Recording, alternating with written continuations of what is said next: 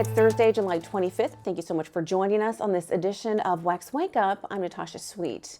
In his address to the nation from the Oval Office, President Joe Biden said it's time for fresh, younger voices in politics. Pass the torch to a new generation. That's the best way to unite our nation. During his 11-minute address, a tan Biden encountered difficulties reading from the teleprompter. At one point, he reached his left hand out on the Resolute desk for a stretch and acknowledged his awkwardness as a kid with a stutter. Biden did underscore his endorsement of Vice President Kamala Harris, who was on the brink of becoming his replacement presumptive nominee. He described her as tough, capable, and an incredible partner. Biden not seeking re-election means the end of his administration on January 20th will end his time in D.C. Nationally, Trump has an average 2 percentage point edge on Harris in early polling conducted this month since the debate, according to Real Clear Politics. Anti-Netanyahu protesters turned the D.C. Capitol into absolute chaos. Our Amy DeLaura reports. We're here in D.C., just blocks from the Capitol, where obviously there are thousands of people here asking for a ceasefire now, while Netanyahu is speaking to Congress. It didn't take long for the protests to become violent.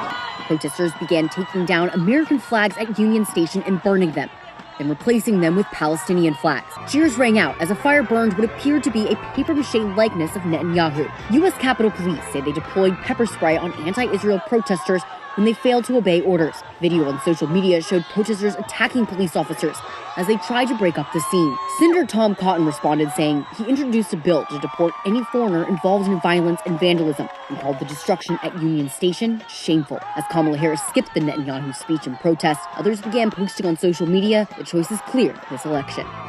I'm Amy DeLaura for Washington Examiner. FBI Director Christopher Wray shed new light on the assassination attempt against former President Donald Trump, including the gunman's research ahead of the incident. It reveals that on July 6th, he did a Google search for, quote, how far away was Oswald from Kennedy? And so that's a search that obviously is significant in terms of his state of mind. Wray said the Bureau could still not establish Thomas Matthew Crook's motive for the shooting and left one dead, 2 critically injured, and Trump with a minor injury which could have been fatal. Wray confirms the gunman had a drone. He's flying the drone, and we have the flight path.